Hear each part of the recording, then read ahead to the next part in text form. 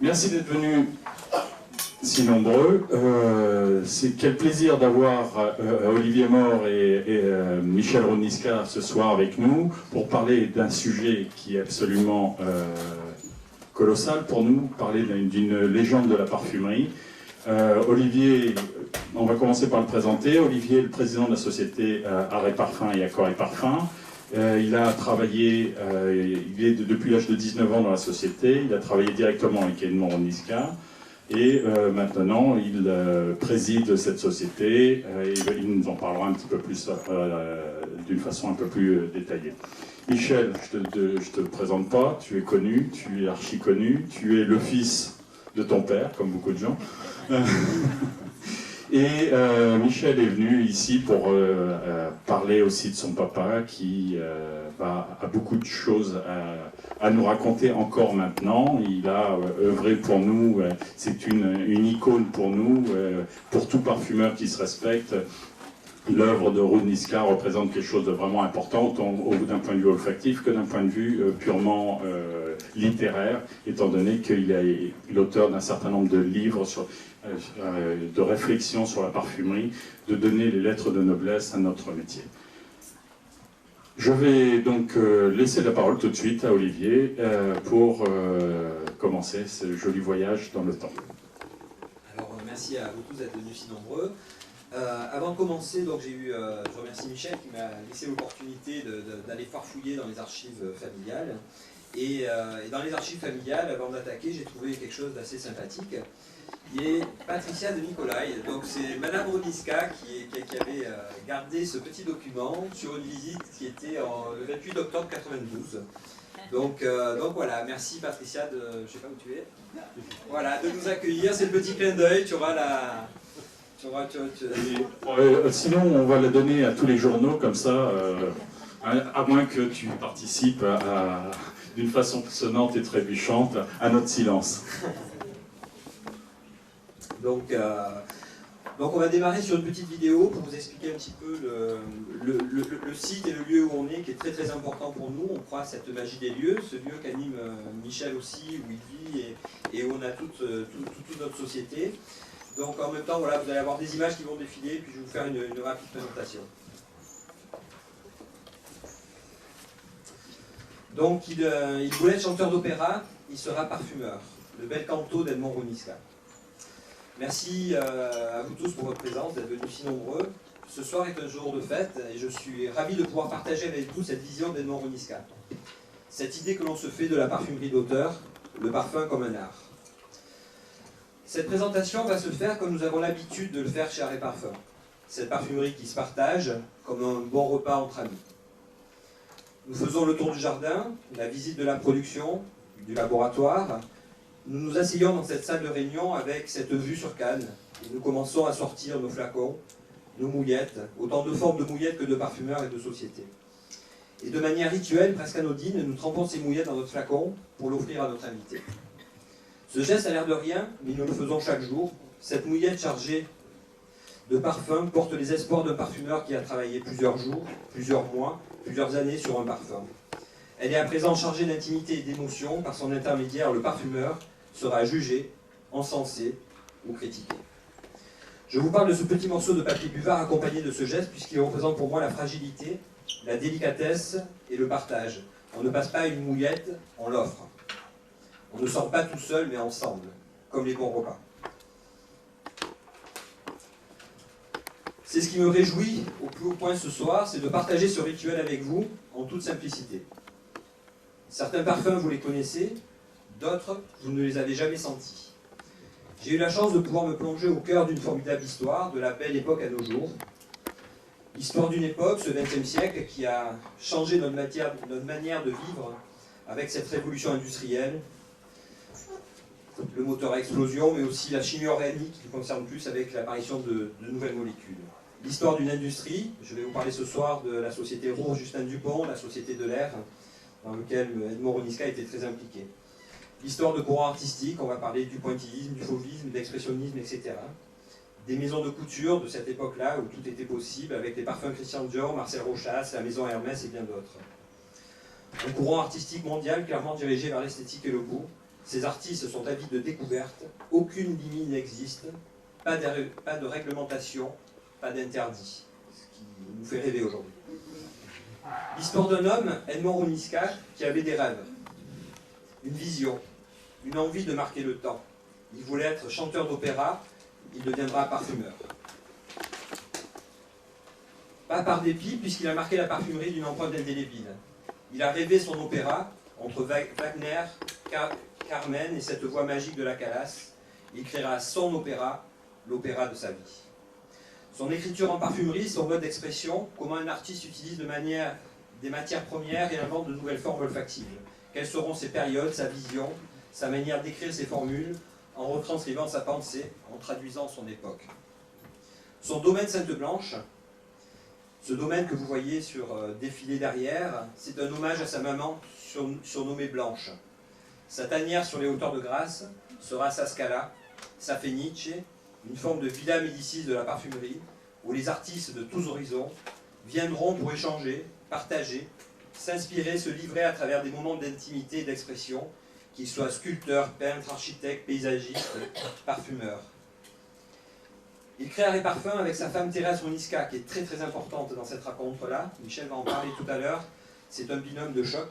Et il crée Arrêt Parfum en 1946, où le parfum comme un art, c'est la mission de sa vie, défendre cet idéal, cette vision de la parfumerie. Aujourd'hui, nous sommes tous quelque part ses héritiers, et nous sommes là ce soir pour continuer à faire vivre cette vision, son opéra, opéra qui signifie œuvre en français. Ouais, ce chant lyrique, donc le bel canto d'Edmond Rouniscat. Donc on va démarrer par la naissance. La naissance. Voilà, donc mon père, bonsoir à tous d'abord. Merci d'être là, si nombreux. Et je suis très honoré de participer à cette soirée avec Olivier, qui a fait un travail considérable pour organiser, justement, pour réaliser cette conférence. Je ne sais pas si vous vous rendez compte, on a retrouvé une vingtaine ou une trentaine de formules, sachant que ces formules étaient des formules très complexes, avec des tas de sous-formules. C'était un véritable jeu de piste, un véritable défi de reconstituer les parfums que vous allez sentir ce soir. Et le travail qu'il a fait depuis plusieurs mois m'a impressionné, parce qu'il a fallu retrouver aussi des matières premières, certaines n'existaient plus, d'autres il a fallu trouver des équivalents. Ben bon, en tout cas, je tiens à te remercier de ce travail qui honore vraiment la mémoire de mon père et qui est vraiment fabuleux, parce que ça va être exceptionnel ce soir que vous puissiez sentir des parfums qui ont été créés à partir de 1937-38, qui étaient absolument introuvables, qui ne sont même pas à l'osmothèque, et que vous allez pouvoir donc découvrir dans leur version quasi originale, puisqu'on a essayé de les faire au mieux et de ne pas, justement, de pouvoir vous faire sentir des parfums avant que l'IFRA ne passe par là. Voilà. Donc on va démarrer cette histoire effectivement avec la naissance de mon père, qui est né à Nice en 1905. Voilà, donc ses parents travaillaient à la préfecture de Nice. Sa mère était plus ou moins intendante et son père s'occupait du protocole. Donc il a été imprégné de cette âme niçoise. Et on peut peut-être passer à l'image suivante. Enfin, il y a son extrait de naissance, là où on voit justement que sa mère s'appelait Blanche, comme on l'a souligné tout à l'heure. Et sa mère, que l'on voit ici sur la photo, était une femme remarquable qu'il a beaucoup admirée.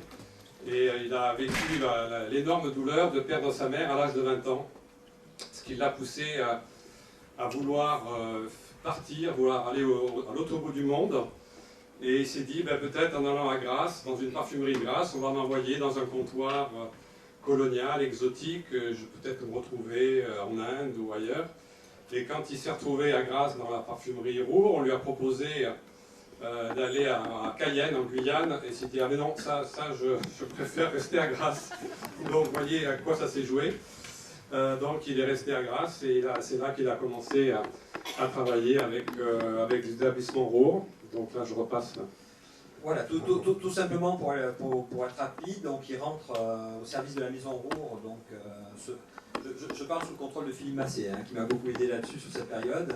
Donc de 1923 à 1926, donc il va travailler chez Roure au contrôle d'analyse, donc au sein de la société, puis à Grasse et puis ensuite à Argenteuil. Et il aura la chance de travailler avec un parfumeur qui s'appelle Monsieur Léon, où il a acquis les techniques de la composition, l'esprit des bases, et c'est là qu'il décidera de sa vocation de devenir parfumeur. Ensuite, il va intégrer une autre société qui est la société Delair. Donc là, vous avez son contrat de travail de l'époque, hein, de 1932.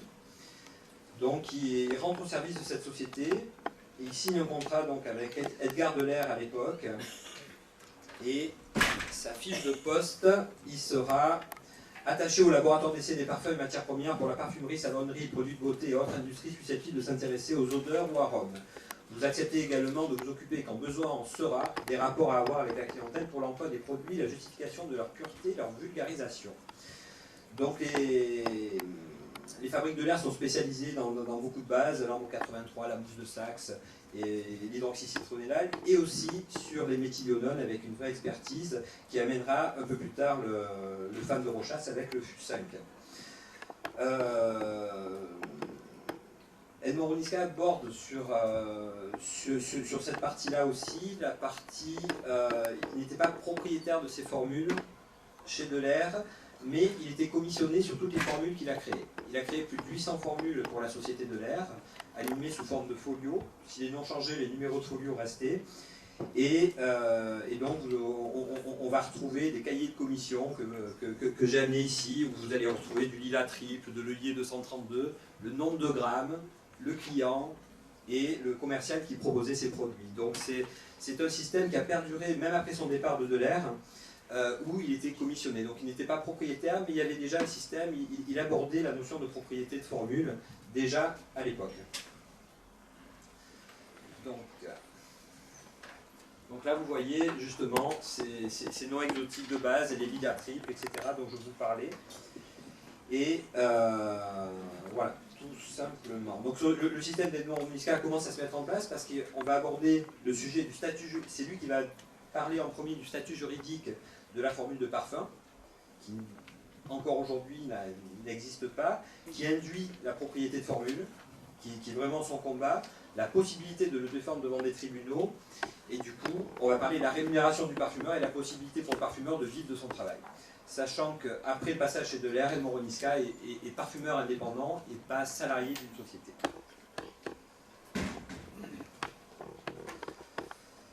Donc on va attaquer le premier parfum, qui est le Hondy d'Elisabeth Arden.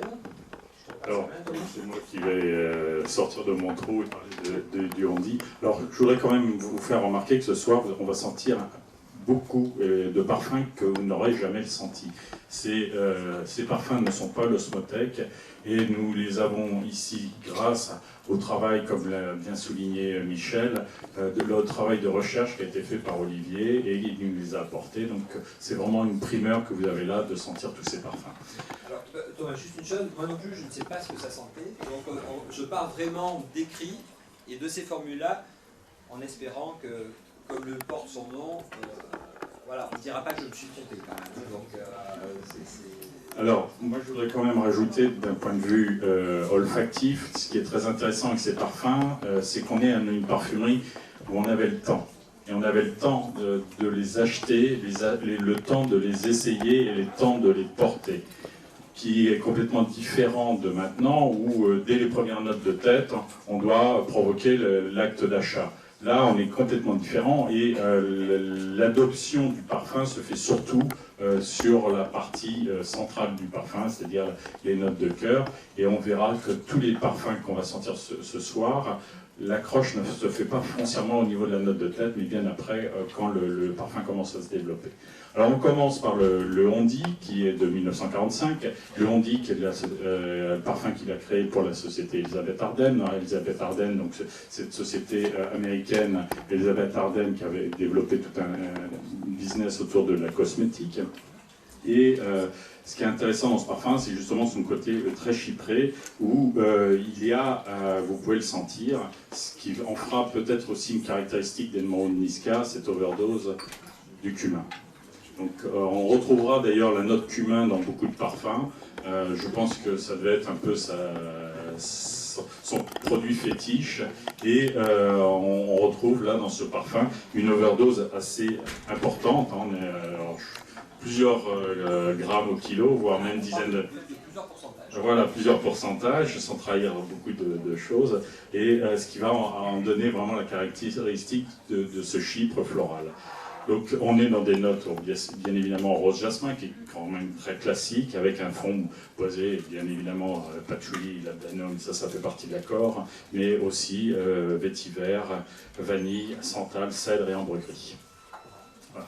Et donc le nom provient justement des potins juteux des clients et clientes du salon Ardennes, et en fait on dit c'est vraiment le candidato. Donc chacun raconte des choses très indiscrètes, ce qui bien sûr n'existe pas du tout en parfumerie. Soyez tranquille. T'as entendu ça où? Ah, moi j'ai rien entendu, mais on m'a dit. Tu sais, des choses comme ça, on répond à une question par une question, comme ça on dit rien.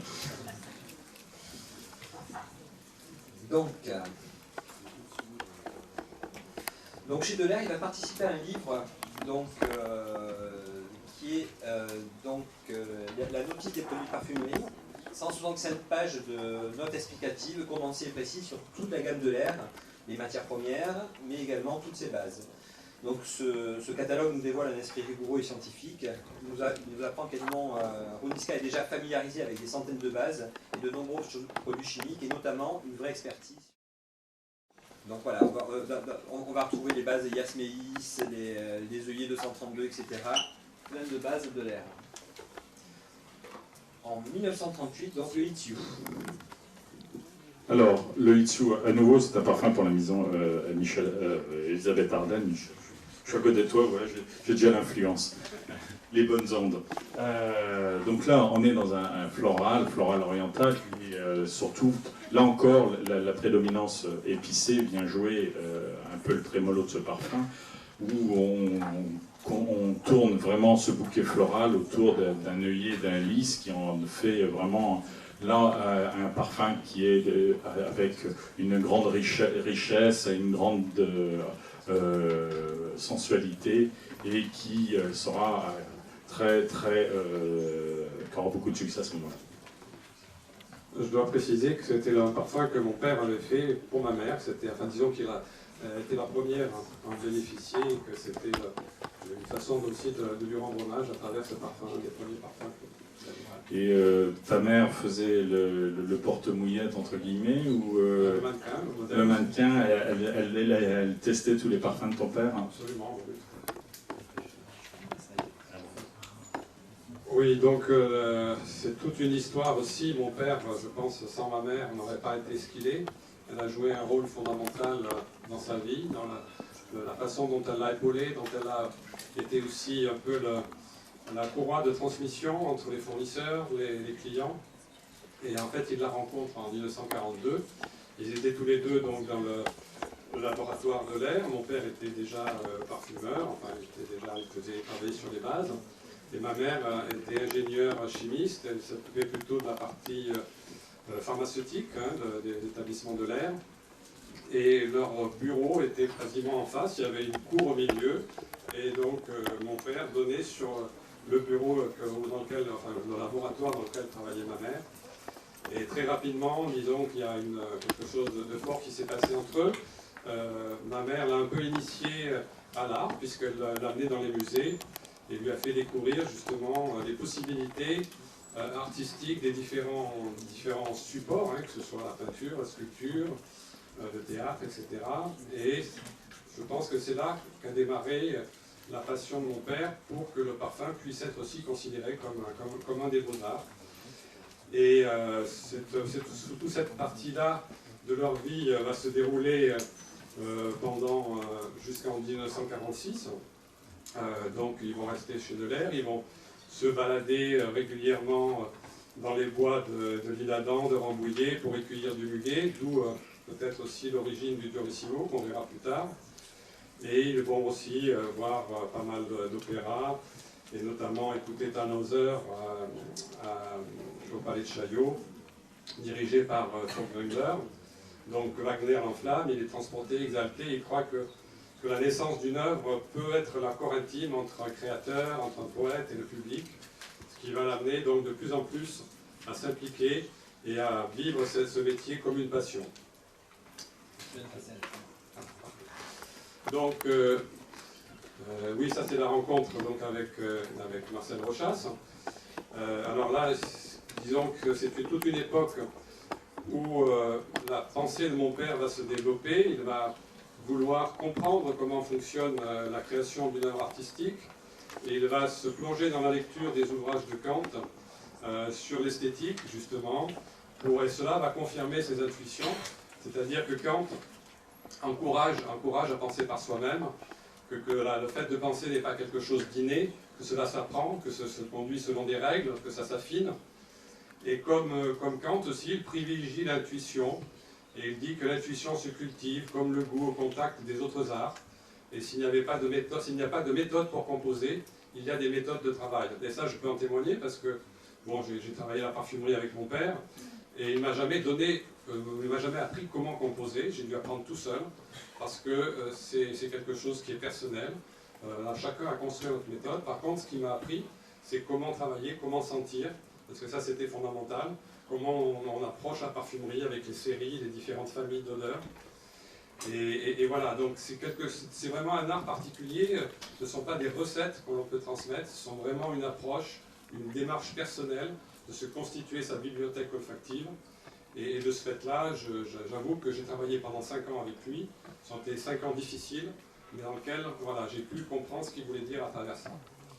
Alors à partir de 1945, il va commencer à faire une synthèse de ces différents essais critiques sur l'esthétique de Kant, et il commence à écrire de plus en plus. Moi, j'ai vu presque mon père écrire toute sa vie, enfin toute la partie en tout cas où j'ai moi été vivant à ses côtés. Et donc tout ça donnera plus tard un livre qui s'appellera L'esthétique en question, 31 ans plus tard. Et donc c'est une façon de donner du sens à son métier de compositeur de parfum, de dégager une théorie esthétique et de pouvoir aussi transmettre voilà, qu'est-ce que c'est que l'art de composer le parfum. Et en même temps, ça s'est élargi sur une philosophie de vie beaucoup plus complète. Alors il faut savoir que toute cette époque-là, c'était une époque de guerre, qu'il y avait une énorme pénurie, que les matières premières étaient rares dans tous les domaines et qu'il fallait beaucoup d'imagination, de créativité. Et donc lui, il a travaillé sur beaucoup de bases, avec quelques dizaines de composants. C'était vraiment, il avait l'art de la base. Et puis des parfums beaucoup plus complexes, avec des formules, comme je dis tout à l'heure, qui s'enchevêtrent, qui se mêlent, qui se fondent. Et donc il a eu l'audace d'utiliser aussi des sous-produits, des produits justement comme il y avait une pénurie, d'essayer de récupérer tout ce qu'il pouvait, et notamment le mythique Fu5, qui est un mélange de queue de distillation de méthylionone à l'odeur pyrégenée. Et dans les années 40, la mode des parfums féminins était justement autour de parfums qui étaient assez cuir, la méthylionone et le Fu5 a des notes de cuir, des notes animales, de patchouli, de boisé. Et c'est ainsi que les archétypes de l'époque, le chypre de Coty, le scandale de Lanvin, le shocking de Schiaparelli, le bandit de Piguet, étaient les prototypes vraiment des parfums féminins sur lesquels il a beaucoup travaillé.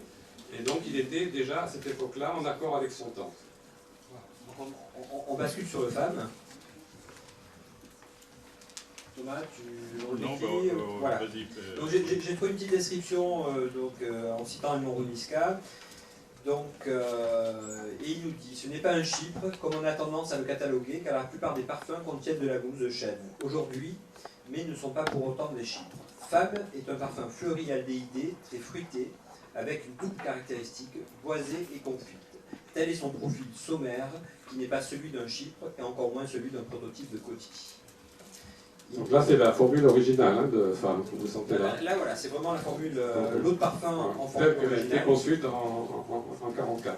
Et bien évidemment pas celle qui est à l'heure actuelle sur le marché.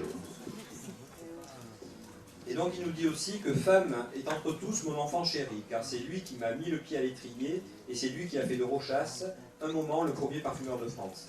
Je l'ai composé en 1943 dans de difficiles conditions de l'occupation, librement et sans savoir quel serait son destin. C'était le seul parfum que j'avais proposé à Marcel Rochas lorsqu'il nous a consultés. Il a adopté d'emblée, tel que, sans la moindre objection, il sera lancé par souscription. En 1944, tout de suite après la libération. Exactement. Hop. Et là, on a retrouvé les documents de souscription, justement, du FAM, qui étaient en anglais et en français. C'était audacieux parce que les parfums en souscription, bon, il y a peut-être d'autres marques qui l'ont fait à l'époque moderne, mais c'était une démarche tout à fait originale et qui permettait justement de démarrer de façon organique, progressivement, en fonction des disponibilités des matières premières, et ça a été un phénomène qui a pris une ampleur énorme assez rapidement. Alors oui, on va parler un peu du parfum. Là, c'est un grand classique que vous connaissez tous, bien évidemment. Vous ne connaissez peut-être pas justement cette version originale. Et c'est un parfum emblématique pour nous parce que il y a, et ça tu vas nous raconter aussi pourquoi la liaison avec le prunol, qui n'est pas dans la formule. Il n'y a pas de prunol dans le FAM de Rochas, mais il donnera naissance un peu plus tard. Donc on est dans un chypre fruité, dans la lignée des grands chypres, avec cette note qui en fait vraiment l'accord prunol, donc avec c'est à la fois la note poudrée irisée, qui est un peu donnée aussi par le Fus5, l'œillet, la cardamome, donc toutes ces notes épicées qui viennent enrichir ce parfum très sensuel qui va se symboliser par ce flacon qui reprend les courbes de Mae West. Mais l'intérêt pour nous de parler de ce parfum, c'est effectivement de voir le lien et comment va s'orienter la carrière de Ron-Niska après le FAM et le lien avec le prunol.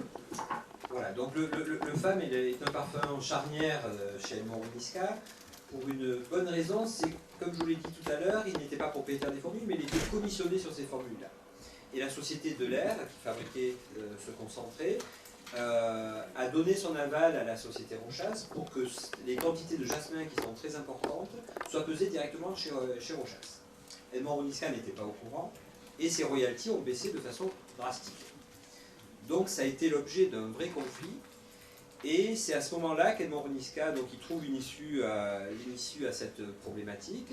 Et Edmond Ron-Niska, pour sécuriser ses créations, ses pesées, pour plus être dépendant d'une marque et être au milieu d'une marque et d'une société de composition, il crée la société Art et Parfum. Donc c'est le point de départ de la société Art et Parfum. On retombe sur une problématique qui est toujours la même problématique aujourd'hui, c'est le non-statut juridique de la formule de parfum. À qui appartient une formule de parfum? Aujourd'hui, on est toujours dans ce no man's land qui est compliqué parce que d'un point de vue juridique, c'est reconnu par la Cour de cassation comme un savoir-faire et pas comme une œuvre de l'esprit. Ce qui signifie que n'importe qui peut refaire l'odeur à partir du moment où il peut acquérir ce savoir-faire.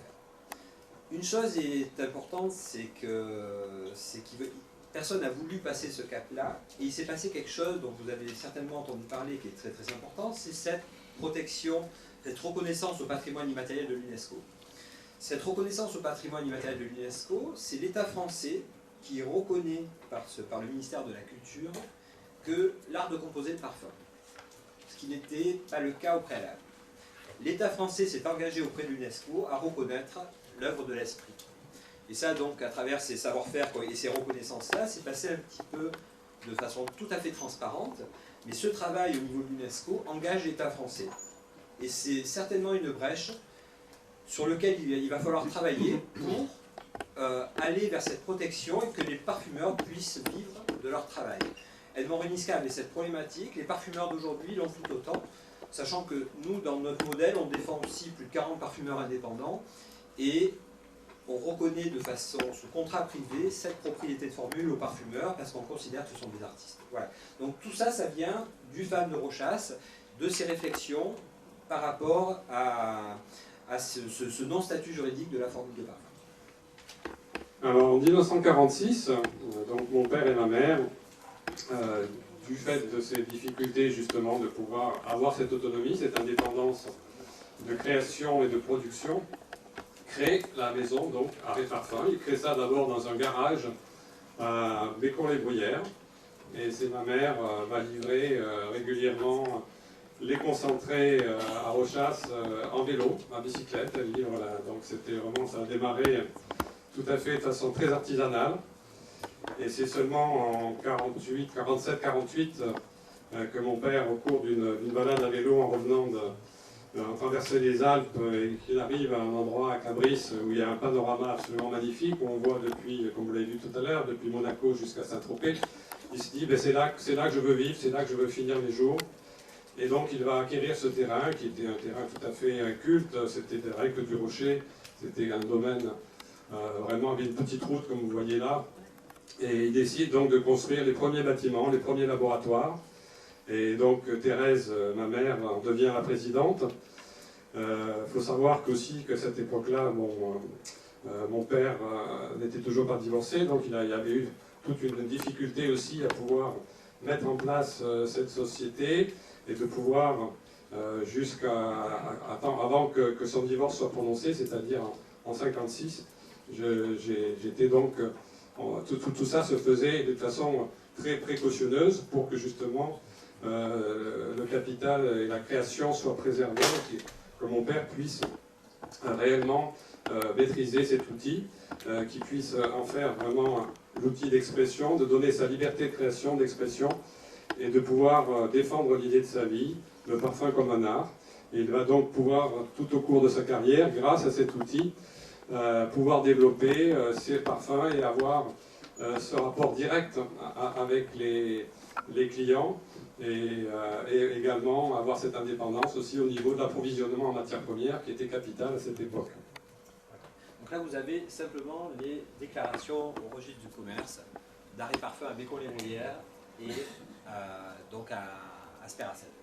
Vous avez aussi, on l'a mis pour la petite boutade, mais c'était juste à l'après-guerre, et donc il fallait faire des déclarations qui étaient juste incroyables, en certifiant qu'il n'y avait pas de produits illicites dus à la guerre et aux collaborations avec l'ennemi. Voilà. Donc ça c'était juste pour la notion patrimoniale.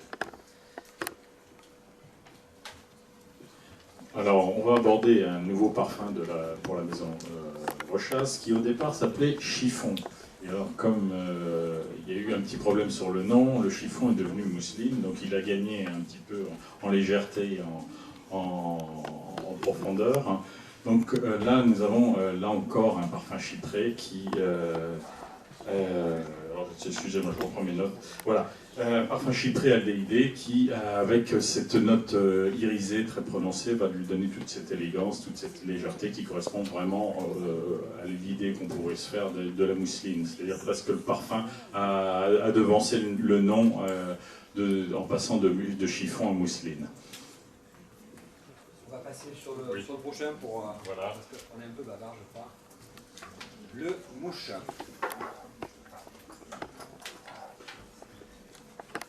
Le mouche, là encore, ce sont des accords que Roniska aimait beaucoup travailler. On voit toujours cet accord chypre qui a dû travailler, retravailler, tortiller, décomposer, recomposer et va donner au mouche, là encore, une note assez singulière par son côté fruité qui est assez marquant. Et on retrouvera toujours ces notes épicées, ces notes florales ylang qui sont assez aimées par Roniska. Et ce qui est intéressant, là par contre, il va avoir travaillé beaucoup les notes de fond avec un côté très cuir et surtout une note styrax qui est très marquée, qu'on retrouve aussi cette note styrax dans le fût 5, donc on voit vraiment un lien qui est très important. Et donc dans ce parfum, mouche, c'est vraiment, vous l'avez certainement intégré, c'est le grain de beauté des coquettes. Et Edmond Roniska pour... Oui, ça n'a rien à voir avec l'insecte, hein, on est bien d'accord. D'accord. C'est pas le parfum qui fait bzzz. Voilà, donc... Alors, donc en 1947, mon père a le vent en poupe, le succès de Femme est mondial. Et de ce fait-là, tous les grands couturiers veulent travailler avec lui, et en particulier Christian Dior, avec Serge Effler, qui est donc le président de la Société des parfums Dior. Il se rapproche de mon père, et le rapport direct entre Christian Dior et mon père est tout de suite très fort, parce que ce sont deux passionnés, deux créateurs qui se comprennent à demi-mot. Il y a une grande complicité qui naît entre eux. Ils partagent aussi les mêmes valeurs, que ce soit humaines, des valeurs esthétiques, des valeurs de rigueur. Et ce sont tous les deux des travailleurs, des passionnés qui sont portés par le beau et l'esthétique. Et de ce fait-là, cette collaboration va être capitale, parce que c'est vraiment là que va se nouer vraiment une collaboration sur plusieurs décennies, et qui permettra justement à Réparfum de prendre son ampleur et d'arriver à là où elle est arrivée justement dans ces dernières années, en tout cas jusqu'avant 2000. On passe à l'eau de roche. On passe à l'eau de roche. Voilà. Alors là, ça va être assez intéressant, effectivement, oui, et puis surtout pour voir un peu l'évolution de ce parfum qui deviendra bien évidemment l'eau de rochasse. Et là, je pense que Olivier va pouvoir nous en dire beaucoup plus. Maintenant, quant à la note, vous avez la formule, donc j'ai rien à dire. Hein. Non, prenez des notes parce qu'on ne va pas la laisser en s'est trompé. À la boulette. À la boulette. Non, on est dans une note florale, une note escalée très classique avec ce côté verveine. On voit, et là on va le découvrir après à travers le moustache et puis l'eau sauvage, l'importance de la note aromatique dans les eaux fraîches de Rhonisca, à la fois la note aromatique et le côté verveine. Hein, qui sera vraiment le leitmotiv de tous ces parfums-là, et on verra l'évolution. Maintenant, il y a une petite anecdote sur l'eau de roche qui a évolué autrement après. Donc oui, effectivement, l'eau de roche, donc le parfum a été repris par un autre parfumeur, et surtout le nom a été changé parce qu'il y avait des problèmes de propriété. Hein, avec les laboratoires Roche, tout simplement, qui avaient trouvé assez inopportun d'avoir un parfum sur le marché qui porte, c'est comme si on avait l'eau d'aspirine ou l'eau de Bayer. Voilà, exactement. On passe au Durama. Alors le Durama, on ne le sent pas, parce qu'on a beaucoup de parfums à sentir, et surtout, là c'est un grand classique de chez Dior, mais on a préféré passer, parce qu'on a beaucoup de parfums à sentir, et on a voulu après plutôt focaliser sur des parfums vraiment importants, et tout de suite après on passe sur le moustache. Alors, je te laisse en parler, puis après on en reparlera effectivement. Voilà, le moustache, alors c'est un petit peu un événement pour nous, parce que le moustache a été initié par la maman de Michel, donc par Thérèse Rhonisca, qui en a eu l'idée. Oui, elle était inspirée par l'odeur du cuir chevelu, et donc mon père était un peu en panne d'idée à ce moment-là, et il a demandé qu'est-ce qu'elle aimerait comme parfum masculin, et elle a suggéré justement un parfum qui sente le cuir chevelu. Et ça fait le point de départ, et elle a fait pratiquement l'accord complet, et c'est ensuite mon père qui l'a mis en forme, qui l'a finalisé. Donc il faut savoir que avec le moustache, Edmond Rhonisca crée quand même des nouvelles structures, et le moustache amènera doucement par généalogie et par comparaison de structure à l'eau sauvage. Donc il n'y aurait pas d'eau sauvage sans moustache, donc c'est un parfum tout à fait particulier. Et particulier aussi parce que c'est une vraie fierté, parce que ce parfum fait vraiment partie de la maison. Il avait été arrêté par la société Rochas, qui vient de le relancer cette année avec deux versions, dont la version originale de 1949, avec la formule la plus fidèle possible, parce qu'elle est tout à fait conforme à la réglementation. Donc un grand merci à la société Interparfum qui a racheté Rochas, et qui continue à faire vivre aussi le bel canto d'Edmond Rhonisca. Donc ça c'est important pour nous. Alors, ce qui est intéressant, alors Olivier l'a dit, c'est que c'est un peu le précurseur de l'eau sauvage, et on va voir tout de suite le lien olfactif avec l'eau sauvage. Mais il y a aussi un point qui mérite d'être souligné, c'est que comment un parfum de cette époque peut maintenant être mis sur le marché. Et alors là, il y a quelque chose qui est très important, c'est la dilution. C'est savoir qu'à cette époque-là, je crois qu'il y a un monsieur qui n'a pas quelque chose. Il faut savoir. Ah, il manque des mouillettes, mais mesdemoiselles, je crois que monsieur n'a pas eu sa mouillette. Il n'a pas eu sa moustache. Donc on est dans des dilutions qui étaient très basses. Donc se rendre compte que maintenant, par rapport à notre parfumerie actuelle, où on va un peu d'une façon crescendo au niveau du pourcentage, là, réfléchir justement, se dire que finalement, en mettant des vrais produits, des accords forts, on n'a pas forcément besoin de diluer un parfum à 12, 13, 14, 15% pour un masculin, et que dans des dilutions aux alentours de 3 ou 4%, on obtient des résultats aussi efficaces, voire même plus efficaces, parce que, bien évidemment, la lisibilité du parfum est plus facile.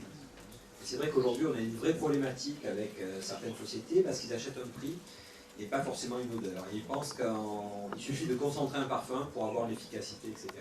Edmond Ronisca pensait qu'on gagnait en finesse avec la dilution, ce qu'on pense aussi. Hein. Bien sûr, parce que même nous, quand on va sentir des matières premières, quand on veut vraiment se plonger dans une matière première, si la matière première est trop diluée, quand vous sentez en pur, vous sentez pratiquement rien. C'est-à-dire que vous avez une espèce de boule et qui ne mettra pas en valeur toutes les facettes d'une matière première.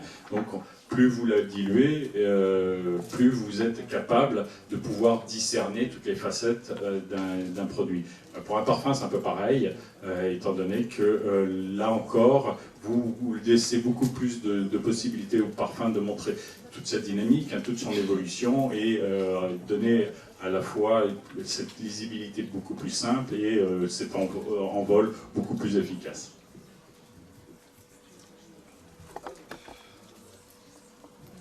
Et on va passer donc à la rose de Rochas. Donc la rose de Rochas, dans l'écriture d'Edmond Ronisca, ça commence à devenir de plus en plus pensé, faire des parfums de plus en plus en conscience. Les formules sont de plus en plus courtes et chaque ingrédient commence à avoir sa place. Donc il oublie les formules longues et donc on va commencer à avoir une parfumerie beaucoup plus minimaliste où les ingrédients ont chacun leur importance. Donc ce parfum a été lancé donc à Hélérose, sur le mont Valérien. Donc ça, ce sont les photos d'origine, avec, on va dire, tout un orchestre dirigé par Henri Sauguet, et tous les concertos et toutes les représentations ont des noms de rose. Donc c'était... ça a été un moment important, et Edmond Ronisca, dans ses écrits, nous dit que cette forme florale me poursuivait depuis longtemps. Et donc, c'est concrétisé le jour où, dans un jardin du Mont Valérien, j'ai senti une rose rouge, à une odeur ample et profonde, extraordinaire. C'est celle que je me suis donnée comme premier modèle. Cela se passait à la fin de l'occupation. Je logeais alors provisoirement dans un hôtel de la Porte de Saint-Cloud, dont j'embaumais le hall en y vaporisant mes essais. Au grand ébahissement de tous, le parfum n'évoquait pas la pénurie du temps. Le décrit est simple. Les roses rouges sont parmi les plus belles et les plus odorantes. Celle-ci était l'une des plus capiteuses, d'une envolée fraîche et fruitée à la fois, d'un montant léger et verduré, ayant toutes les caractéristiques d'un parfum complet, caressant l'odorat, comme la soie le fait à l'œil et à la main. Notre rose fut baptisée dans les jardins de Hélérose, sous le charme d'un récital créé par Henri Sauguet, où tous les morceaux choisis portent les noms de rose. Alors, voilà, la description est assez simple, mais c'est un soliflore rose, donc vous voyez tout le travail sur les délicatesses de la rose. Hein. Ronisca va chercher justement à traduire à la fois la fragilité des pétales, à traduire le côté ouvert de la rose. Et là où il faut se plonger peut-être, c'est voir que c'est un début pour lui, et on va deviner derrière qu'il va encore travailler sur des soliflores et qu'il va encore se réfléchir sur des notes uniques. Et on peut deviner que plus tard, il puisse travailler sur une autre fleur qui deviendra un grand parfum de la maison, je ne sais plus. Donc en 1951, mon père est contacté par la maison Hermès. Et très rapidement, il y a aussi une grande amitié qui se lie avec cette famille, la famille Dumas et tous les parfumeurs, enfin toutes les personnes de cette société prestigieuse dans le domaine de la couture. Et disons, l'idée de mon père, c'est de vraiment créer un cuir qui soit à l'image justement de toute la sellerie, de tous les articles que crée Hermès. Et ce parfum cuir qui est en même temps très épicé, c'est un parfum qui moi m'a beaucoup marqué parce que mon père se parfumait pas souvent, mais en tout cas son parfum, celui qu'il mettait le plus souvent, c'était l'eau d'Hermès. Et sur lui, effectivement, elle était magnifique. Alors je laisse ça. Alors, bon, effectivement, tout le monde connaît déjà, parce que là, vous l'avez déjà certainement senti plusieurs fois, c'est une note hespéridée, bien évidemment, mais on va retrouver ce qui est très important chez Runiska, la note cumin. Pas que. Il y a aussi ce côté épicé cannelle, toutes ces notes très très chaudes, avec ce fond très cuiré qui va être propre à la maison Hermès, qui est bien évidemment pour retranscrire cette idée de la sellerie, tous les articles que vend cette maison illustre. Et cette eau d'Hermès sera, disons, relancée avec pas mal de publicité en 1987. Le lancement se fera d'ailleurs à Arrêt Parfum. Alors, toute la presse a été invitée à cette occasion pour pouvoir donc faire ce lancement qui s'appellera à cette occasion-là la grande eau d'Hermès, pour la distinguer justement de celle de 1951. Pour revenir un petit peu aux écrits et aux réflexions de mon père, il faut savoir qu'en mai 1951, Étienne Souriau, professeur d'esthétique à la Sorbonne, donne une conférence sous les auspices de l'Union des techniques de la parfumerie et de la cosmétique, une conférence qui s'appelle « La musique des parfums », et dans laquelle il dit « N'hésitons pas à reconnaître que l'odorat est un sens esthétique au plus haut degré et qu'il présente autant et mieux qu'aucun autre sens tout ce qui peut servir à soutenir un art complet. » Donc pour mon père, ça a été vraiment quelque part une sorte d'aval qui lui a donné confiance justement dans cette entreprise de vouloir faire reconnaître la parfumerie comme un art. Et le travail de Souriau, puisqu'il s'appelle justement la musique des parfums, comparait un peu la composition d'un parfum à la composition musicale, ce qui n'est pas tout à fait l'approche de mon père. Mon père, c'était plutôt une architecture que de la musique, bien qu'on parle d'accords, on parle de notes comme en musique. Et donc il propose, lui, les bases d'un 8e art dans une conférence qu'il donne à Paris, pratiquement un an plus tard, le 20 novembre 1952. Et il conclut dans cette conférence, pour que cela soit un art, il faut que l'odorat cesse d'être un sens à satisfaire pour ne devenir qu'un moyen.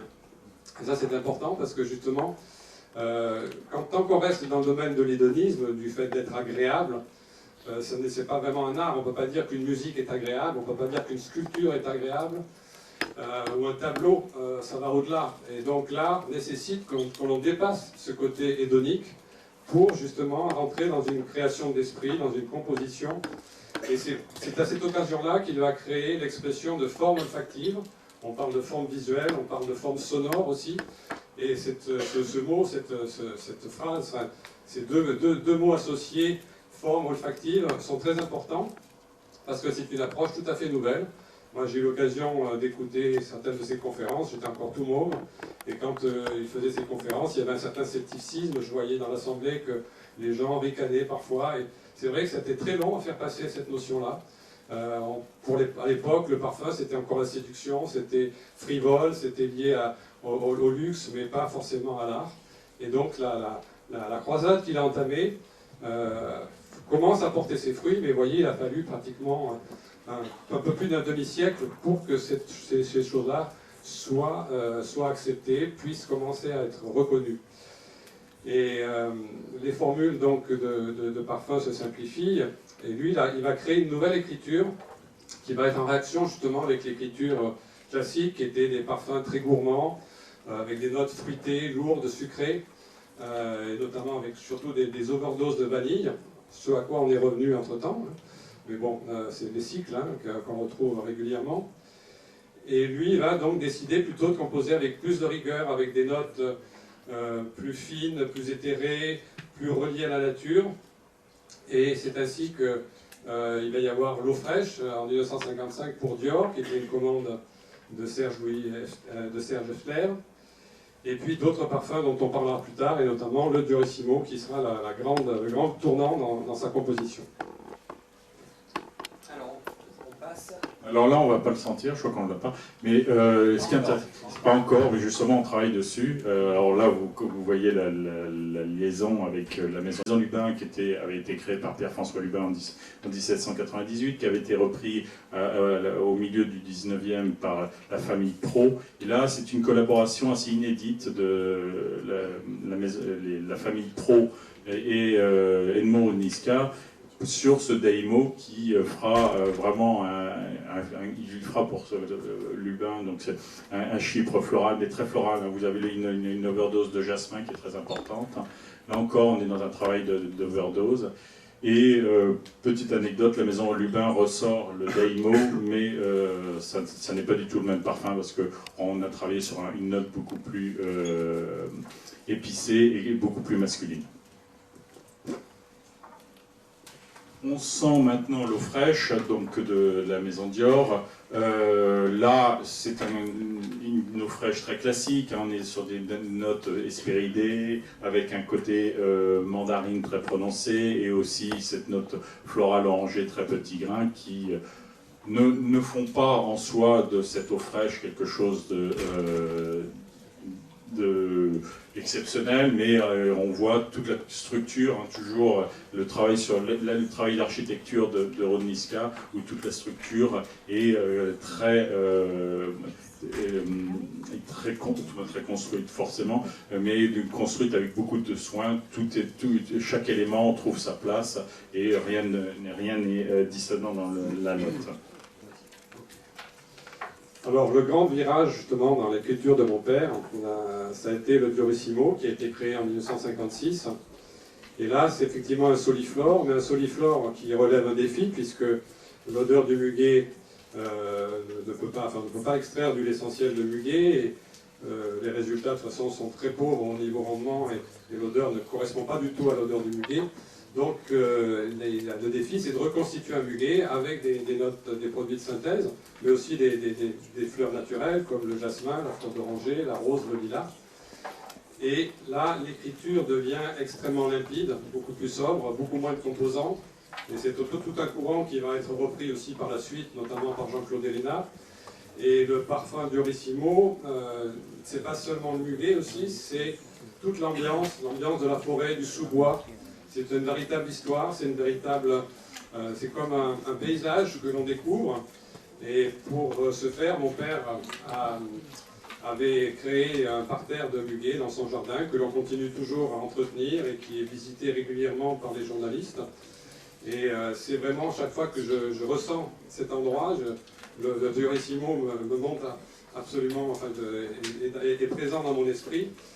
Et la façon dont lui il a vécu, c'était vraiment un retour à la nature, mais surtout, 30 ans après ses débuts, c'était une totale remise en question de la formulation. Durissimo, par sa forme, est aussi le témoin d'une éthique et d'une recherche esthétique au-delà de l'agréable et du plaisir aphrodisiaque des parfums. Et il écrira quelque temps plus tard, au sujet de ses créations, parler au public de forme et non d'épiderme. Donc ça correspond à ce que je vous disais tout à l'heure, que c'était pas seulement quelque chose d'agréable et de sensuel, mais qu'il y avait une véritable conception intellectuelle. Michel-Ange disait déjà, plutôt Léonard de Vinci disait la peintura è cosa mentale, et bien la parfumerie aussi, c'est un travail intellectuel. Et justement libéré de ces réactions, on pourrait dire, primaires, l'odorat est vraiment devenu un outil pour construire une architecture olfactive. Ce qui faisait dire à mon père, justement, à cette époque-là, je fais corps avec le parfum fait corps avec moi, et je suis une machine sentante. Donc machine dans le sens vraiment de quelque chose où il fonctionne, ça. C'est quelque chose qui fonctionne à travers lui et qui dépasse justement cette notion d'agréable. Donc même, on ne peut pas dire qu'une couleur est agréable ou désagréable. Il travaille avec des matériaux, ces matériaux ce sont ses matières premières, et avec ça, il construit, il fait des constructions, des compositions esthétiques. Alors olfactivement, vous l'avez senti, hein, on ne va pas s'éterniser dessus, c'est vraiment l'archétype même du soliflore muguet et qui a fait école, parce que bien après, on a eu énormément de soliflore muguet. Là, on est un peu dans la quintessence du muguet avec toute sa légèreté, sa fraîcheur, son côté sous-bois, comme l'a bien dit Michel. Donc, et là où le muguet n'existe pas dans notre palette, donc c'est tout à fait une œuvre de l'esprit. Alors dans les archives, on est tombé sur un parfum. On ne savait pas qu'il allait travailler pour Roger Gallet, et il a fait une Cologne, encore une, qui s'appelle Verlande. Donc qui est une Cologne splash, avec un départ... Voilà, donc ça fait partie des petites pépites qui vont faire le truc de ce soir, et cette Cologne, la Cologne était quand même un grand classique chez Roger Gallet, et là en fait c'est presque plus une eau de lavande fraîche avec un départ très romarin où vous voyez toute la richesse de la lavande, toute l'élégance de la lavande qui est boostée. Vous savez, dans la lavande il y a toujours ce petit côté camphré, et là il est boosté par la note romarin qui vient juste lui donner un peu plus de trémolo en tête. Mais la force d'Edmond Ronisca, justement, sur ces colonnes, on parlait de la rose, c'est que si vous suivez ces mouillettes et que vous les sentirez demain, il y a toujours du faux, même pour des colonnes. Donc en structure, on n'est pas seulement sur les têtes, mais pareil pour la rose de Rochas, un jour, 2 jours après, elle sent toujours. Et ça, c'est dans les structures, on a vraiment quelque chose d'excessivement encadré et structuré. Donc ce n'est pas qu'une colonne. Alors là, on passe tout à fait à un monument. Que serions-nous sans l'eau sauvage? Que Firmenich serait sans l'eau sauvage? Et je te laisse raconter toute cette belle histoire qu'a été l'eau sauvage. Alors moi je vais vous raconter surtout l'histoire que me racontait Thérèse Ronisca. Thérèse Ronisca me disait l'eau sauvage, c'est une magie parce que c'est un parfum qui a été parfaitement structuré et organisé dans les codes. Vous avez le bouchon du dé à coudre le bouchon de l'eau sauvage, c'est le dé à coudre de Monsieur Dior. Vous avez ce ruban argenté qui est une ceinture aussi chez Dior. Vous avez ce plissé, ce drapé du flacon tout à fait reconnaissable. 66, c'est les œuvres d'art qui arrivent avec leur temps. C'est mai 68 qui arrive derrière, et Madame Ronisca disait que tous les amphithéâtres, partout, ça sentait de l'eau sauvage de tous les côtés. Et plus personne... Comment ? Je peux en témoigner, c'est à l'époque où je faisais mes études à Paris, donc tous mes copains étaient parfumés à l'eau sauvage. Voilà, et le parfum de Papa on l'oublie, il y a une nouvelle génération qui arrive et s'approprie un parfum à l'eau sauvage. Donc, et cette magie a excessivement bien été reprise par les parfums Christian Dior, avec cette photo d'Alain Delon, qui date aussi de 1966, qui est absolument extraordinaire. Donc il y a une vraie cohérence dans ce parfum, dans le temps, dans le parfum, dans le packaging. Tout est pensé et tout arrive dans le bon timing. La parfumerie, par ma petite expérience, c'est du temps. C'est long de construire, c'est long de mettre en place. Et de temps en temps, il y a un alignement des planètes et l'eau sauvage fait partie de cet alignement-là. Pour moi, l'eau sauvage, c'est un peu un parfum visionnaire, hein, puisque 2 ans à l'avance, il annonçait des grèves sauvages, il annonçait tout ce courant, justement, tourné vers la nature, la révolte des étudiants. Voilà, donc le mot sauvage, bon, il a été repris maintenant dans une autre composition, mais c'était avant-gardiste à l'époque, hein, je peux le dire. Mais il ne devait pas s'appeler eau sauvage, il devait s'appeler favori. En réponse aux moustaches, parce que le moustache c'était Rochas et Dior voulait l'équivalent du moustache, donc il avait le nom de code de l'étude, c'était favori. Heureusement qu'on n'a pas gardé ce nom-là. Et là, il faut quand même voir avec le moustache, c'est que le début, c'est quand même là où va presque naître la parfumerie masculine. Donc les hommes vont commencer à se parfumer d'une façon régulière et d'une façon beaucoup plus prononcée. On passe au chef-d'œuvre. Alors on va passer au chef-d'œuvre. Alors dans le petit mapping, est-ce que vous avez pu sentir, pour nous on a 3 éléments. Vous avez ces parfums de peau, cumin, ces longues formules. Vous avez ces soliflores de la rose jusqu'au durissimo. Et vous avez toutes ces colognes qui sont très particulières et très signées. Le Durella est un petit peu cette idée d'eau sauvage au féminin, mais aussi du Durissimo. Voilà, moi j'ai entendu Edmond Rouniska, avec qui j'ai travaillé 6 ans, me dire que c'était son chef-d'œuvre. Et donc voilà, c'est l'aboutissement en tout cas de quelque chose. Ce qui moi m'anime, ce qui nous anime à travers les sociétés, à travers le travail des parfumeurs, c'est l'écriture des parfumeurs. Donc, et à travers cette petite présentation, c'est voir de quelle manière un parfumeur appréhende des matières premières, comment ça les utiliser, et toujours en utilisant les mêmes matières premières, va avoir un cheminement intellectuel pour épurer, pour construire, et pour appréhender de plus en plus les matières premières, le Durella étant un de ces aboutissements. Michel en a un autre, mais voilà, le Durella est un aboutissement quand même. Alors, au niveau olfactif, là on est dans la grande époque des eaux fraîches, et la particularité de cette eau fraîche, bien évidemment, ça va être son côté floral très intense, son côté jasmin très prononcé, qui va apporter énormément de tenue à ce parfum et énormément de volume. Donc ce sera un des grands succès de la maison Dior, et il sera repris, hein, il y a beaucoup de petits frères ou de petites sœurs plutôt de ce parfum, mais ça sera caractéristique de cette période où on était dans la fraîcheur, qu'on retrouve quelques années plus tard sous d'autres horizons. Alors en 1976 est lancé le parfum Dior. C'est un parfum sur lequel mon père a travaillé pas mal de temps. Il y a eu beaucoup de retouches. Je sais que c'était un travail qu'il a fait en collaboration avec René Bourdon, qui était à l'époque directeur général des parfums Dior. Ça a été l'époque de mon adolescence. Moi, je venais de terminer mes études et j'étais passionné aussi par l'audiovisuel. C'était les premiers appareils qui permettaient de faire des fondus enchaînés, et j'avais l'habitude à ce moment-là, en plus de la parfumerie, de faire des spectacles déjà, des montages. Et quand j'ai monté mon travail à monsieur René Bourdon, il m'a dit, mais voilà, il faut que vous nous fassiez la publicité pour le parfum Dior. Donc j'ai travaillé avec monsieur Bourdon pendant près d'1 an, et j'ai constitué un diaporama avec 3 projecteurs qui animaient, donc qui faisaient rêver sur ce parfum. Et ça a eu tellement de succès qu'on m'a après demandé de faire un film là-dessus. Un film qui a été réalisé avec Vladimir Cosma au niveau de la musique. Donc moi qui n'avais jamais fait de publicité, jamais fait de cinéma, je me suis retrouvé du jour au lendemain à faire une publicité pour un lancement de parfum Dior. Donc c'était une anecdote que je tenais à vous raconter, parce que pour moi il a été très particulier ce parfum. Et c'était une inspiration. Et de là est née cette vocation d'associer image et parfum pour le restant de mes jours jusqu'à maintenant. Voilà. Alors olfactivement, on est dans la grande période des floraldéhydés, et le Dior sera tout à fait dans cette mouvance où on a ce bouquet floral à la fois ylang, jasmin, rose, et cette note aldéhydée qui va correspondre tout à fait à l'époque des années 70.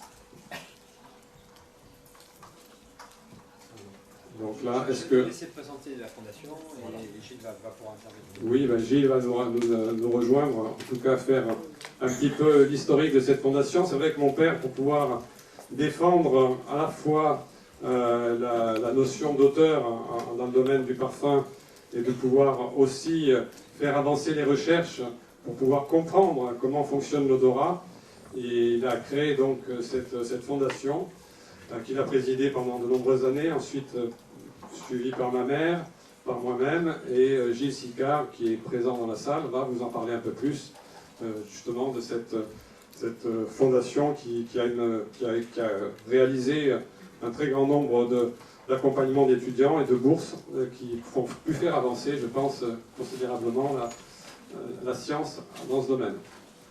Alors c'est tout à fait ça, il s'agit bien de parler d'un homme d'esprit. À un moment dans cette pérégrination intellectuelle, il s'est demandé s'il pouvait faire quelque chose pour essayer d'améliorer la vision que nous avons des parfums. Et à l'époque, beaucoup avaient une grande confiance dans le pouvoir de la science. Et M. Rouniska n'a pas échappé à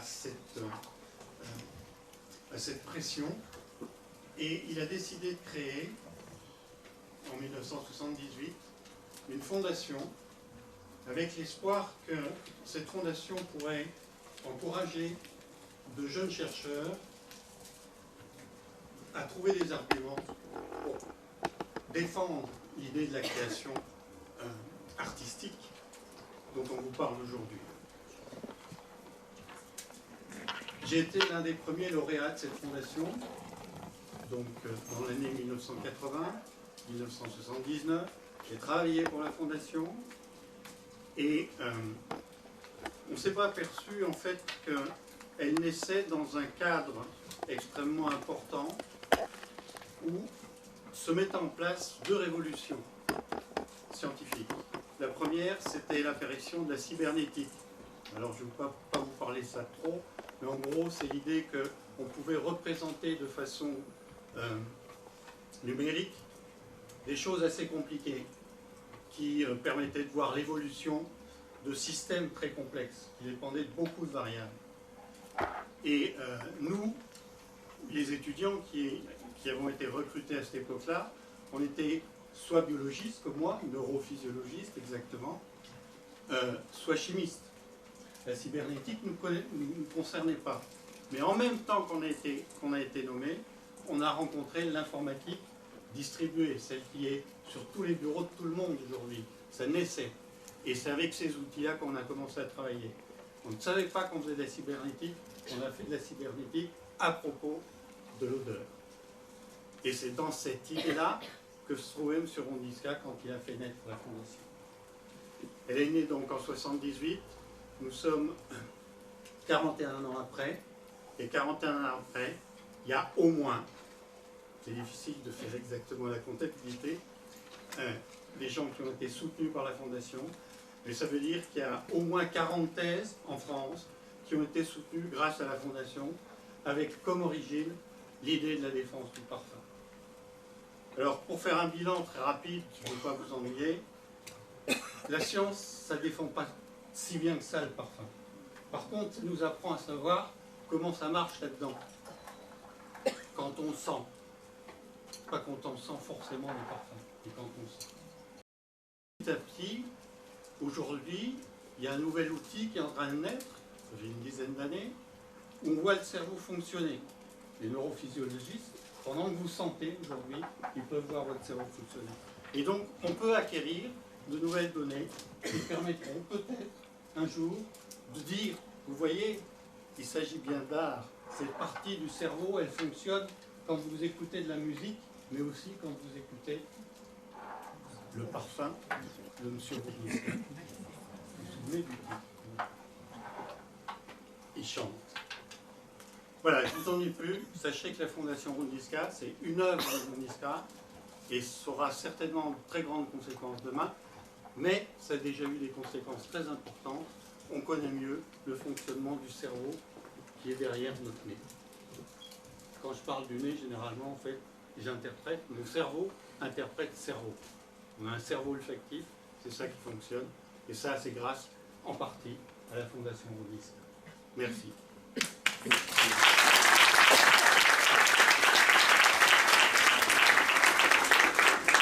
Alors, je dois préciser que Gilles Sicard vient d'écrire un livre qui résume justement tous les travaux de la Fondation et qu'il sera publié, je pense, d'ici un an, enfin, en tout cas. Voilà, donc qui reprend un petit peu les thèses et aussi qui développe cette notion voilà, d'art et de parfum dans la suite des travaux de mon père.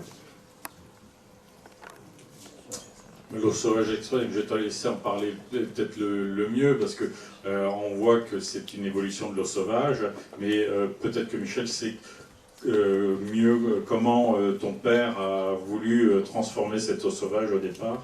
Je crois que, enfin, c'est pas lui qui a voulu la transformer, c'était une demande de Dior qui voulait une eau sauvage qui soit adaptée au marché américain. Et donc on lui a demandé de faire quelque chose de plus concentré, de plus, voilà, plus rude, un peu plus heurtant. Et c'est un travail qu'il a fait, mais je sentais qu'il ne le faisait pas de très bonne grâce, quoi. Il se forçait à aller dans un sens où il n'aimait pas aller, justement en forçant certaines notes.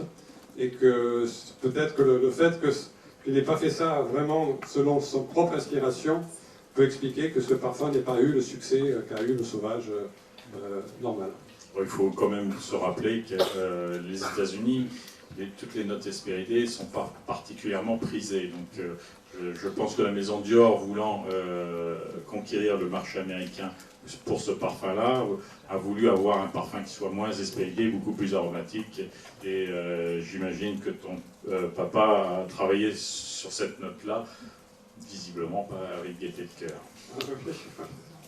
Donc là, cette slide, on en a parlé tout à l'heure, donc c'est le lancement de la Grande Eau d'Hermès, donc chez Art et Parfum. Voilà, on voit mon père et ma mère avec Jean-Louis Dumas, donc, pour ce fameux lancement qui avait eu lieu donc, dans les locaux d'Art et Parfum. On voit surtout ta mère qui est d'une élégance, comme d'habitude, absolument extraordinaire, et qui adorait vivre voilà, toutes ces mondanités et vivre la parfumerie de cette manière-là.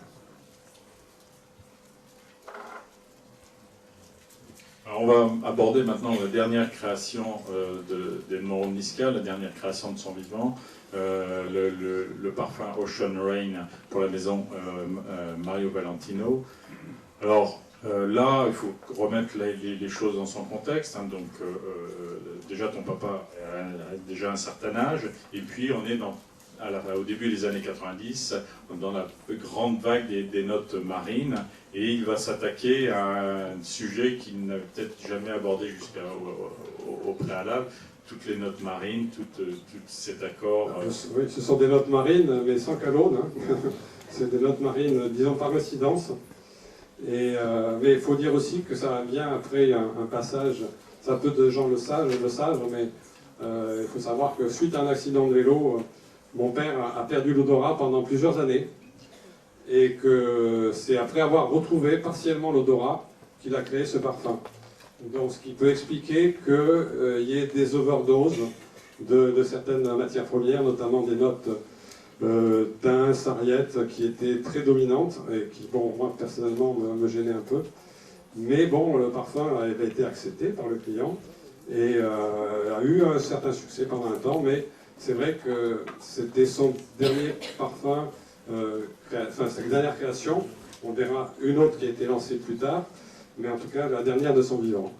Alors ce qui est intéressant, c'est justement de savoir qu'il n'avait plus l'odorat. Il était un petit peu comme Beethoven, qui pouvait faire de la musique tout en étant sourd. Je me souviens d'ailleurs, il y avait Jean-François Lati qui parlait aussi de pouvoir composer sans forcément sentir, parce qu'au bout d'un certain temps, l'expérience nous permet aux parfumeurs de pouvoir écrire une formule sans forcément avoir besoin de la sentir après, parce qu'il sait d'emblée, en écrivant la formule, ce que ça va sentir, et j'imagine que ton papa avait fait pareil. Tout à fait. Donc là, on est dans cette note marine, avec ce côté très aldéhydé, très mandarine en tête, qui va apporter à la fois son côté frais, son côté pétillant, son côté au floral, et ces notes marines avec des notes marines naturelles.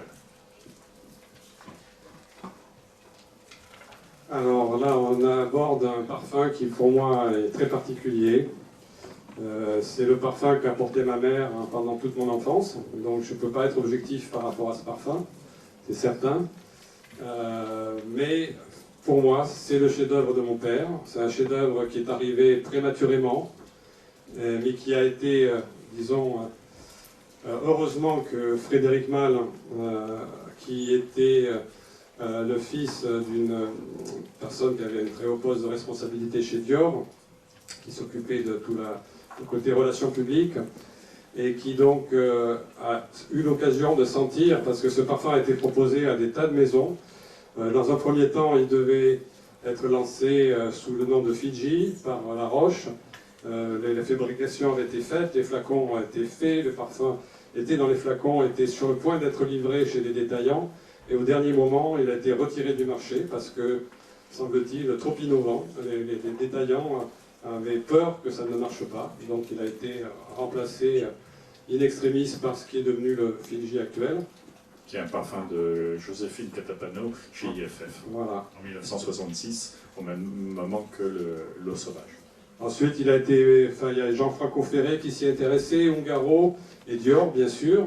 Donc c'est un parfum qui a beaucoup circulé, on l'appelait la prune, Et mon père, après ses refus successifs, pensait qu'il avait une véritable fatalité sur ce parfum.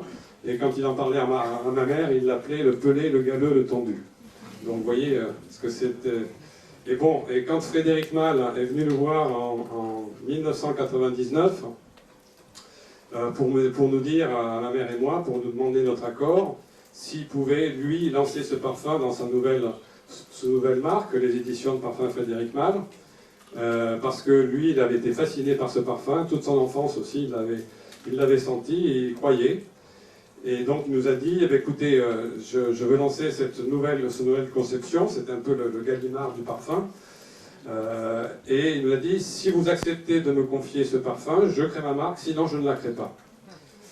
Et donc on a accepté, parce que son projet nous semblait tout à fait dans la lignée de la philosophie de mon père, parce qu'il s'agissait justement de mettre le nom du parfumeur sur le flacon, de le mettre en avant comme un artiste, de pouvoir respecter une certaine créativité, une certaine liberté de la part du créateur, puisque tous les parfums qu'il a choisis, c'était des œuvres qui étaient, où les créateurs avaient carte blanche, ce qui était vraiment important.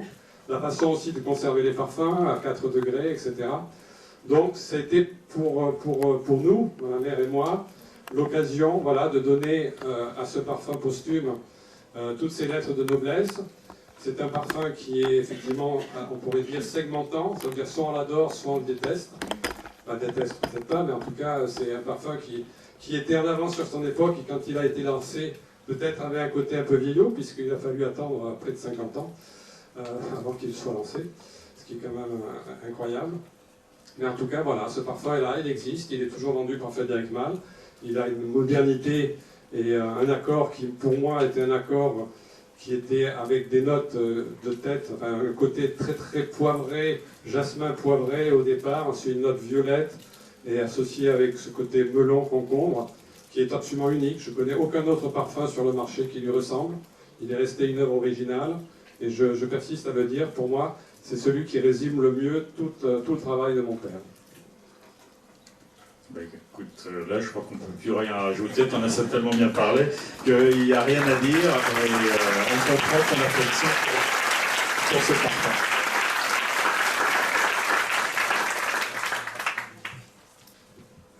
Oui, donc là c'est sur les bouquins, donc oui, on n'a plus beaucoup de temps, donc on va... Les bouquins. Les bouquins, oui, donc disons, mon père a été un philosophe du parfum, il a beaucoup écrit, beaucoup réfléchi. Ces livres sont parus à différentes époques, en 74, 77, il y a eu l'intimité du parfum. Il a voulu aussi écrire des livres sur la formation des hommes. Enfin, disons que son sens de l'esthétique et son sens de la vie le portait à s'intéresser à beaucoup de choses. Il s'intéressait à l'agriculture, à l'écologie aussi avant son temps. Il voulait carrément qu'on soit autonome en énergie avec des éoliennes et des panneaux solaires déjà à l'époque. On n'a toujours pas encore réussi à le faire, mais ça va venir. Avec Olivier qui a ce projet-là aussi, que Réparfum devienne voilà, une société complètement en accord avec l'environnement. Ça fait partie de notre philosophie et que mon père avait déjà à son époque de façon précurseur. Il a écrit des livres plus consacrés à la vulgarisation, comme le Que sais-je, le parfum dans le Que sais-je. L'esthétique en question, donc il y a là vraiment un ouvrage de philosophie. Et puis surtout, plus récemment, toutes ces conférences ont été réunies dans un livre qui s'appelle Une vie au service du parfum, et qui va être publié. Alors justement, c'est ça qu'on va maintenant faire. Il y a comment ça s'appelle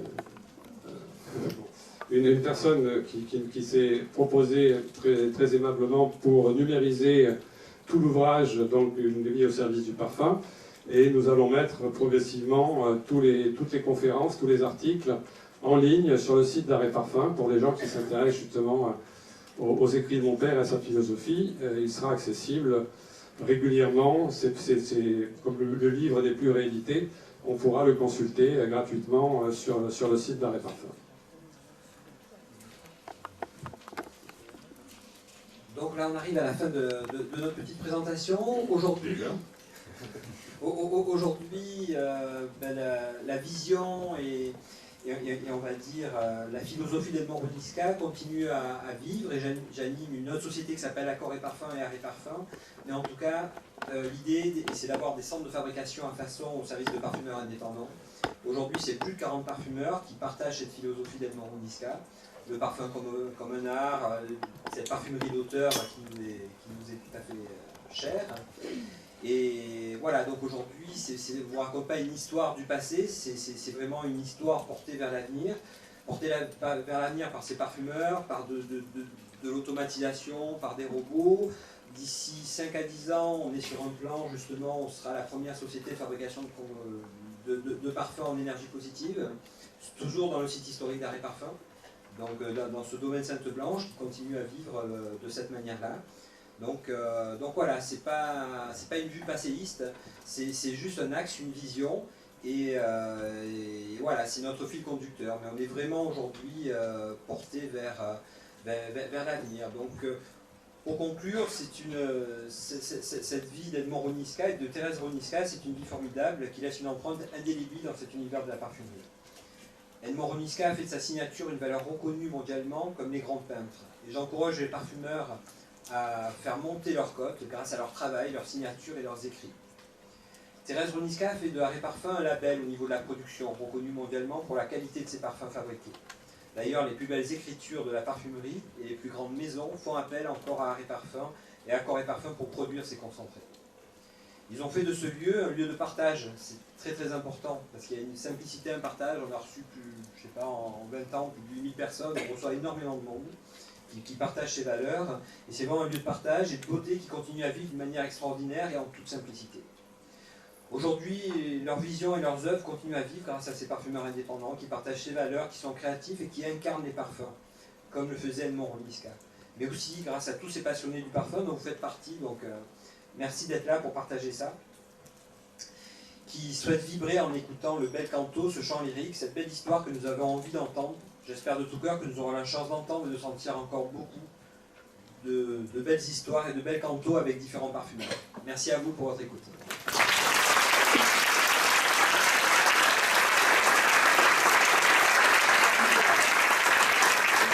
Je crois que notre président qui veut ajouter un petit mot. Écoutez, il ne me reste plus qu'à vous dire un énorme merci, parce que j'imagine que le travail qui a été fait pour préparer cette conférence a dû durer plusieurs mois. Remonter tous ces parfums, c'est colossal. C'est vraiment magique ce que vous avez offert ce soir. Mille merci. Je ne sais comment vous remercier. Pour l'Osmotec, c'est fabuleux. Alors, un petit mot quand même. Tous ces parfums, on les a beaucoup appréciés. Ce serait bien qu'il y en ait quelques-uns qui arrivent à l'Osmotec dans la collection. Parce que le femme, il est formidable. Hein. J'ai jamais vu le femme comme ça. Donc, franchement, on a beaucoup apprécié tous ces efforts faits, à la fois évidemment en hommage à notre maître à tous, mais aussi pour cette Osmotec, donc que je porte là déjà depuis de nombreuses années et qui demande qu'à grandir, car aujourd'hui on se rend compte de l'importance de ce patrimoine de la parfumerie pour l'industrie à venir. Donc voilà, merci. Je voulais aussi remercier le SCE qui nous accueille si généreusement, parce que c'est une salle énorme, hein, très grande, qui permet d'accueillir beaucoup de monde. Donc ça, merci aussi.